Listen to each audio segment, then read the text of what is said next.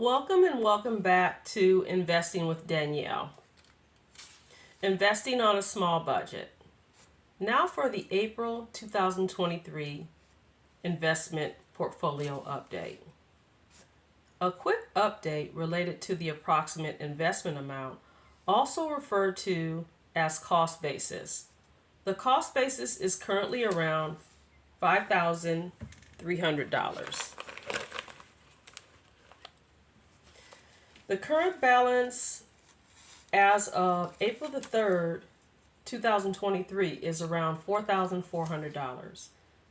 It's actually a little bit of an increase. Yes, it is. Let's look at the approximate balances from earlier this year. In January, the starting balance was around $3,700. In February, the starting balance was around $4,200. In March, the starting balance was around $4,100. Here are the current investments in the portfolio. As of closing March 31st, 2023, 90131 HBS3 21st Century Fox America Inc. bond, 7.9%, has around $1,200. The cost basis is around $1,800.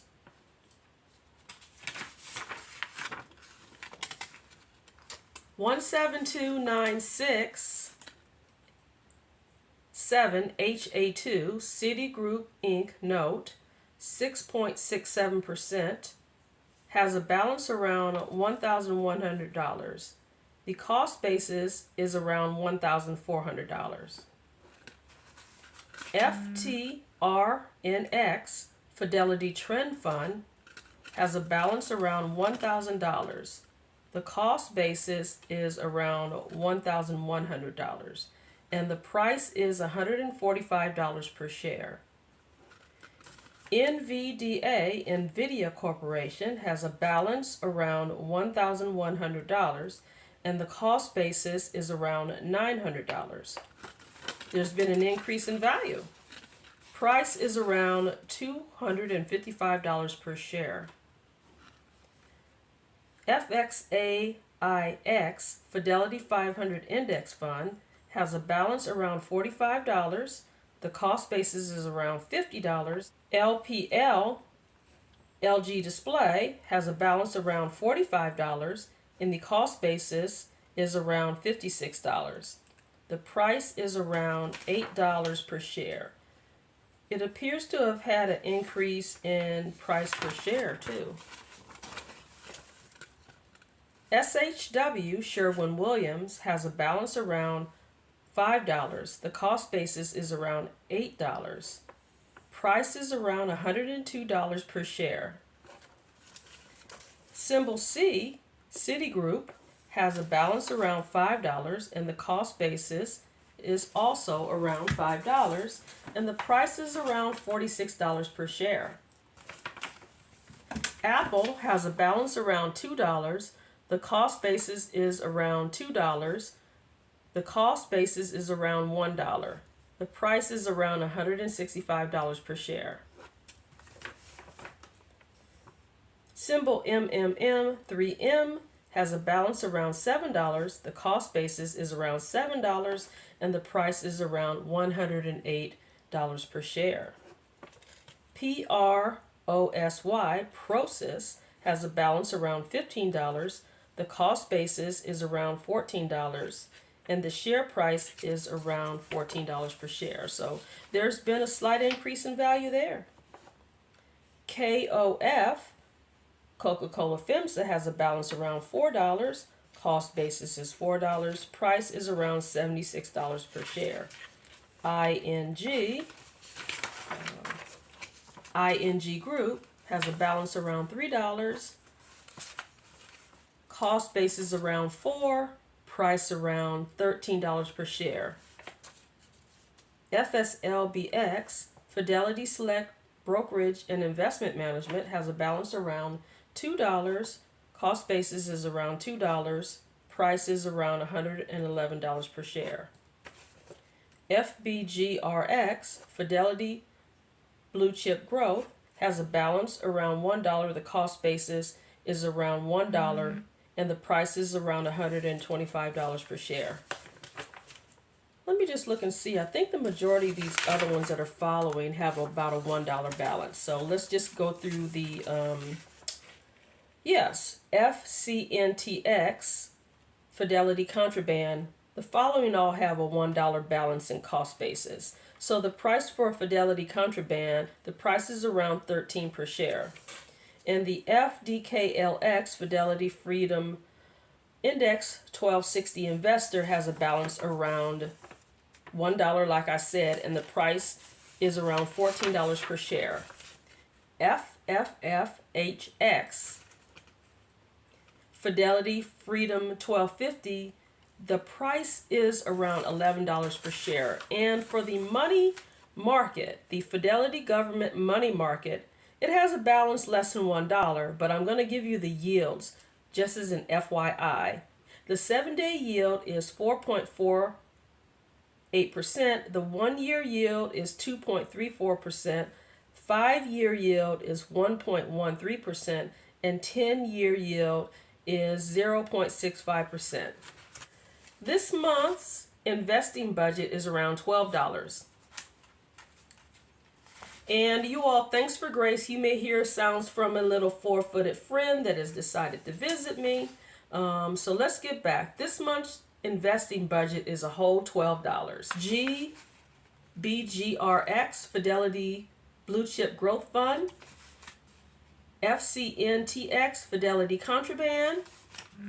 FDKLX, Fidelity Freedom Index 1260, and FFFHX, Fidelity Freedom 1230. With the remaining $8, I purchased some stocks.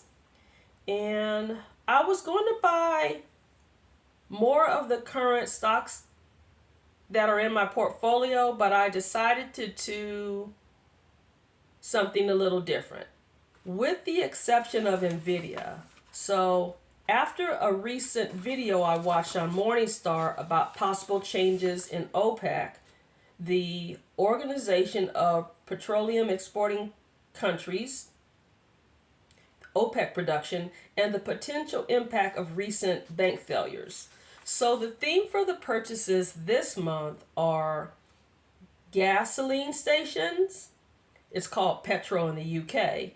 And purchases with credit cards or debit cards. But it's really more of an emphasis on credit card purchases. All right.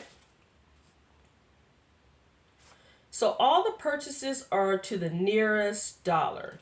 So we have $1 of Nvidia, which is symbol NVDA. $1 of ExxonMobil, which is symbol XOM. $1 of Chevron, symbol CVX. $1 of Kroger, symbol KR. They have groceries and they have gasoline stations. Also, $1 of Visa, symbol V, and $1 of Discover, symbol DFX. So let's see what happens with these small purchases. And I'm going to give you a little bit more information about mutual funds. So if you're considering purchasing mutual funds, you have a little bit of information as of March the 31st, 2023. So these are from my current portfolio. Fidelity Blue Chip Growth Fund, 10-year return, 15.19%, expense ratio, 0.76. That is gross and net. And all the information I'm providing for expense ratio is going to be for gross and net. And they have a 4 out of 5 star rating by Morningstar, and this is a large cap growth mutual fund. FCNTX, Fidelity Contraband, 10-year return is 12.40%, expense ratio is 0.55%, 4-star rating by Morningstar, large cap growth. FDKLX, Fidelity Freedom Index 2060 Fund Investor Class, 10-year return is 5.92%. Expense ratio is 0.12. A 4-star rating by Morningstar, and the target date is 2060. Symbol FFFHX, Fidelity Freedom 2050 Fund. 10-year return is 8.22. Expense ratio is 0.75. A 4-star rating by Morningstar, and it is a target date of 2050. So in theory, these target date funds are supposed to gradually, excuse my four-footed friend, they're supposed to gradually become more conservative as you get to retirement. I'm not exactly sold on them because I just like to be able to do research and see exactly what is the top 10. So I did pull up the prospectuses on both the Target 2060 and Target 2050. So I may take a deeper dive into that in a future episode. But it's like a recipe. It's like when you cook something and you have a very simple recipe versus a more complex recipe.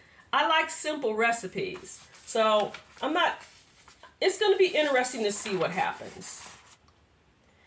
I'm going to talk a little bit about one of my favorite low-cost mutual funds, and probably if you've been watching my videos, you probably know I am a fan of Fidelity Trend, but I'm not going to talk about that one. I already did a video on that. I may do an update. But what I'm going to talk about, I'm going to consider one of my favorite low-cost mutual funds, and it is Fidelity 500 Index Fund, symbol FXAIX. The expense ratio is 0.015%. This is relatively low. And 10-year return, 12.23%. The Morningstar rating is 4 out of 5. The category is a large cap blend. Top 10 holdings: Apple, AAPL, Microsoft, MSFT, Amazon, AMZN, Nvidia, NVDA, Tesla, TSLA. There are a lot of Teslas around, everyone. Let me focus. Berkshire Hathaway, Class B, symbol BRK/B. Alphabet, Class A, symbol GOOGL. Alphabet, Class C, symbol GOOG. Exxon Mobil, symbol XOM. And United Healthcare Group, symbol UNH. I actually noticed these top 10 holdings, and that's one reason I decided to select Exxon Mobil. All right, so yeah, that's the top 10 holdings. Let me close this episode with the topic of bank closures. There's been a lot about this topic in the news. What you should do is simply make sure you're aware of the current insurance coverage limits by going to the FDIC website, which is Federal Deposit Insurance Corporation. That's for banks. And then you're going to go to the NCUA website, National Credit Union Association for credit unions. And you may also want to watch an episode of 60 Minutes. It was filmed in 2009, and it is titled, "What Does the FDIC Do When Your Bank Fails?" This is nothing new, so just don't get caught up in the fear tactics. So if you're in doubt, if you have the wonderful situation of having more than $250,000 in a bank account, the easiest way is to do business at different banks or credit unions, and then the issue is solved. Now, the average person might not have this issue, but the times where this might apply to you. You're trying to settle an estate, all right? So you've set up an estate account, and you are dealing with selling real estate, life insurance, etc. So in that case, if you're getting some payments from life insurance, you might want to see if they could break those payments up and maybe have one go to one account and another portion of it go to another account. I mean, estate planning has its own rules. And so I'm not an attorney, so you want to make sure that you have good advice in terms of setting up those accounts.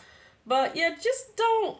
The reason that people are talking about the bank failure so much is it's good for clicks and things.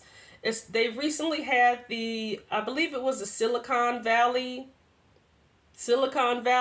bank closure, and they also had something, I think it was Credit Suisse, but I hadn't really read about that. But this bank closure stuff is nothing new.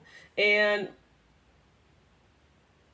some of you may not have been adults when the stuff was going on with between 2007 and 2009. I mean, it was a mess.